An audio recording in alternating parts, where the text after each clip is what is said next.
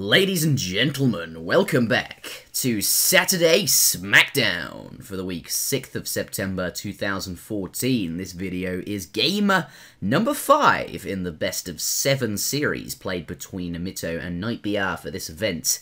Again, it will be casted by ZutaZuta and myself. And finally, if perhaps you're new to this series and aren't quite sure what this event is, or who ZutaZuta is, or what the civilization rules are, then take a look in the description. You may enlighten yourself there. Now, I'm going to turn the scoreboard on, so if you don't want to know the results of the series so far, perhaps you are going to go and watch them in order from game number 1, then close this video now. The scoreboard is going up. So, with that said, guys, enjoy the video. Oh, yes. I do think this is a very good map for Aztec. Yeah. And maybe a less good map for Brits. So, Mitoe, one thing I would have to say, one thing I will have to give to Mitoe as credit is he picked civilization based on map very, very well. Yeah. He picked India based for Mongolia, which is 100% appropriate. Aztec have some very interesting mechanics that make them very good on this map. Obviously, they're pretty good on water, which is good. They have the 3 trading post card, which makes securing the middle trading post line very, very easily, especially if you do like very nice. An early fast age up and 700 wood and secure the middle of the map for yourself, which makes it very good. On the other hand, Brit on this map, not super good on low hunt maps, which New England can tend to be. Sometimes New England's a bit of a wild card. It can be really awkward. There can be not a lot of hunt. But in his defense, I think British isn't a terrible choice because of that weird choke point you get on New England. You can wall that up, right? And that gives you like a lot of time. And you've got a nice map just behind this wall, which is just extended by this giant pond. And you can pretty much do what you want behind that for a little while. It's certainly, and I mean, makes like longbow type builds that much better as well, right? Like anytime you can stand longbows behind a wall, it's certainly to your advantage. But there is that. So here we have in the south of the map, in the color teal, as he has been this entire series here, playing as the Aztec, Mitoe, laying down a fire pit right away with that wood. Where's his warrior priest gone? I think he's using that. Could be using that to deal some damage to that black bear before the fire pit's constructed. There's something interesting. Oh no, he's going to scout the back. That's probably a good idea as well. But yes, as well, in the north of the map, in the color green. What? What? In the color red? What am I talking about? That is most certainly not green. I think you ought to take over from here. Wow. That's it's definitely not green. That is most definitely red.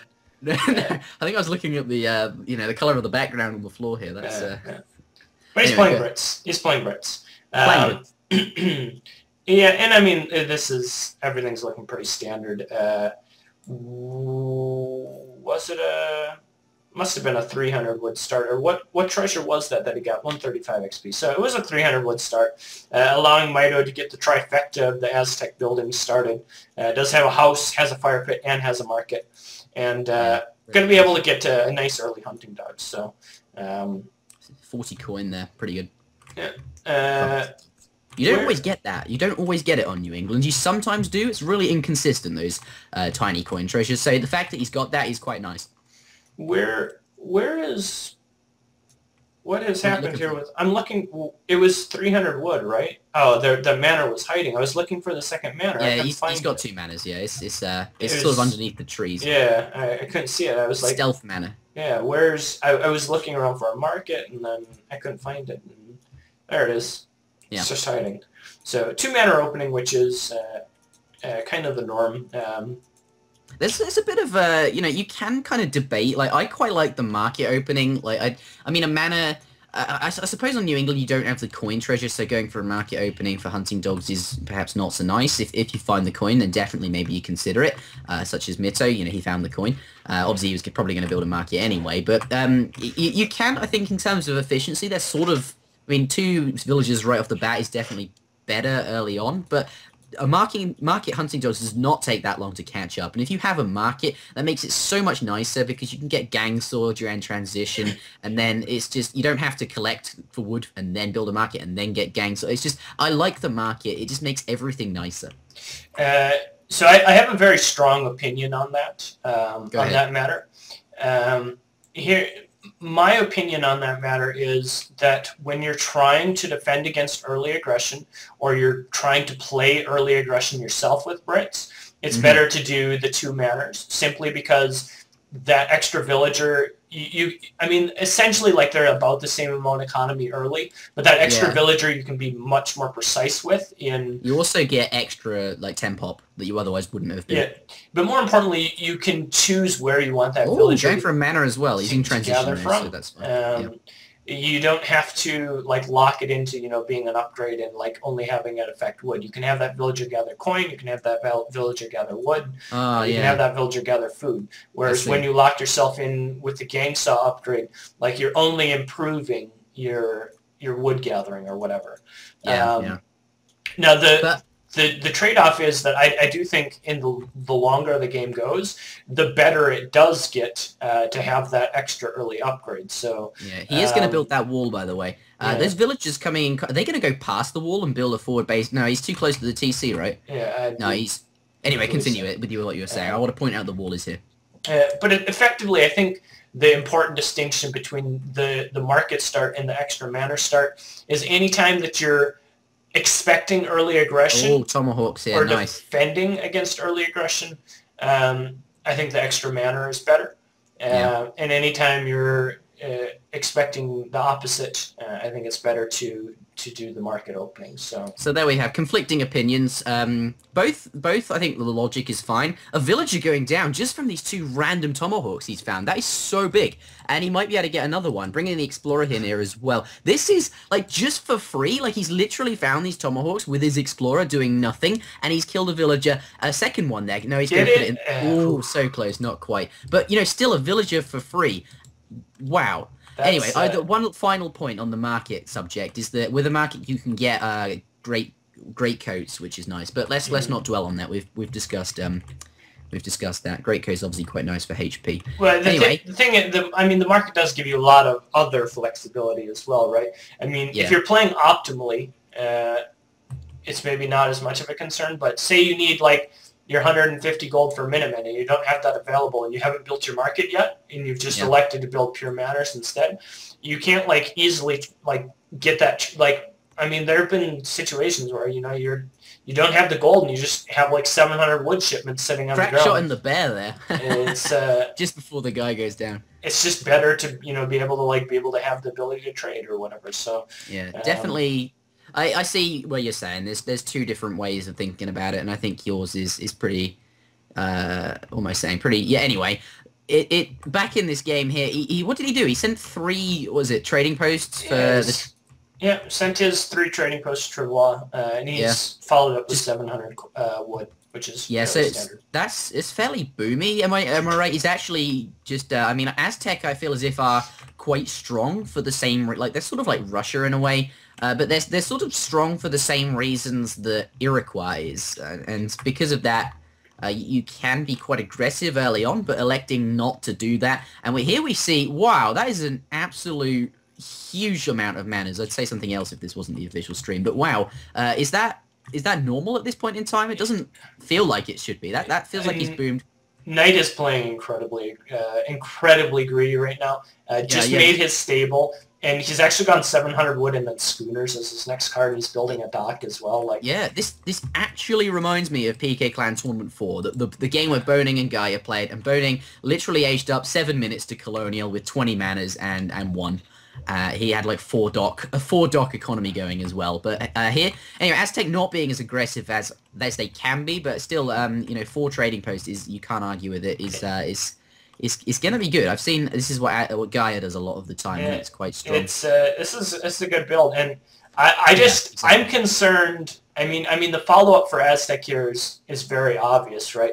He can ship military units. He can build units from this forward base, and he can find himself with huge amounts of units in a very short amount of time now that he's established his economy. A very strong timing push. Yeah, and on the other hand, Knight BR still does not have a single military unit. He's just now building a barracks and improving his infrastructure. Just got out 3 Hussar with his first batch. And but is he gonna? I think he might be. Do you think he'd be okay? Because like he has been given quite a lot of time just to build these manors and stuff. I mean, yes, he hasn't got many military units now, but I don't know how much of a problem that'll be. You can certainly train them. He doesn't have any resources, though. He's effectively dumped all of his resources into being able to continue his boom. And I don't know if he's going to be able to get out enough units to be able to defend in time, especially when the shipments like 10 mace, 9 mace really start rolling in. Yeah, really efficient Aztec shipments. They'll definitely... I think you're right there, actually. I mean, it's all good making hundreds of villages, but... if you can't collect anything with them, what is the point in them? Like, there is dead.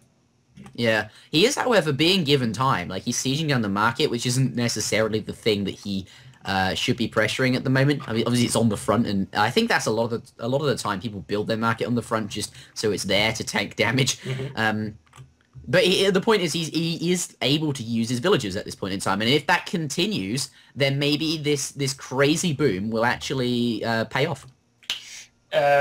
He's got, I don't know, if he wouldn't have shipped schooners, I would feel better about it. But having shipped schooners and sunk even more, like, I mean, if he had 5 vills there instead of schooners and, like, he was just gathering with those 5 vills, I would feel a lot better about it. But I think his economy is, like, deceptively not good just because he's fishing and stuff. And yeah, like, you invest an entire shipment. Like, he's in the colonial age as well. Like, a lot of the time, you're going to take water. You send it in the discovery age, because that's basically what you can send. You're missing out on 700 resources or a military shipment here. Minutemen. Is this really his like, he's calling Minutemen, converging all his units all at once. Is this really his response to this Aztec aggression? Or this Aztec... because it doesn't look like it's enough. He has... I mean, and I think it's just going to be underwhelming. I think... Mito's going to win the cavalry fight. Getting absolutely torn apart by those pumas. Yeah. And wow, they did literally nothing. They walked through and just died. Yeah. And I mean, Knight BR's economy is really good, but what's good economy if you can't build units? Yeah, that's true. And I think he might find himself dead here. Do you think he just overextended a bit too much? He just played too greedy. I mean, he shipped 700 wood schooners, 600 wood. Tried to get 2 docks and, like, max manors all at the same time. It's too much. It's too greedy against the Civ that has the flexibility to send 10 mace, 9 mace, 6 puma, and, like, just play, like, kind of an in-between adaptive style. It's just, it's too greedy. Maybe against a Civ like Japan, who doesn't have the option to, you know, apply some aggression, that could certainly work. But against a Civ such as Aztec that has this kind of flexibility, I don't think it should probably ever work. I feel like it like you're saying the schooners thing earlier. I feel like this could have, like, it could have been better. I mean, obviously this is not what you'd expect, or what you probably is considered standard to do as British. You would not do this, but it definitely could have gone somewhere, maybe without schooners, or perhaps not so many manors. Obviously, like. Did he send, he didn't send, was it Virginia Company? No, and I mean, he just needs to standardize his build, right? If he just goes 700 wood, 5 bill, 600 wood, then he doesn't, I mean, if we look at how much wood he has sunk into the 2 docks and the fishing boats, I mean, that's like 700 wood, maybe 800 wood in itself. Yeah, you think how many military units that could be? Yeah, and he could still, you know, hold and still have lots of bills and stuff, but he would just be a lot less all in. And I mean, he just didn't have the military to defend his town center, and at the end of the day, not having a town center and not having military units is like what wins you the game. So it just ends up falling as a result. So yeah, that's the build doesn't look. Do you think it feels like he made it up on the spot, perhaps as well? Yeah, I mean, and I mean everyone's got their civs that they know really well, right? And I think now we're getting to the point in the series where maybe Knight doesn't have the civs remaining in his civ pool that he feels super comfortable with. Yeah, I know he's a Japan player. He plays that a lot. He's good with Japan. I've seen him play French before. Yeah, I think British isn't a civ perhaps he's that comfortable with. That was a very interesting build order.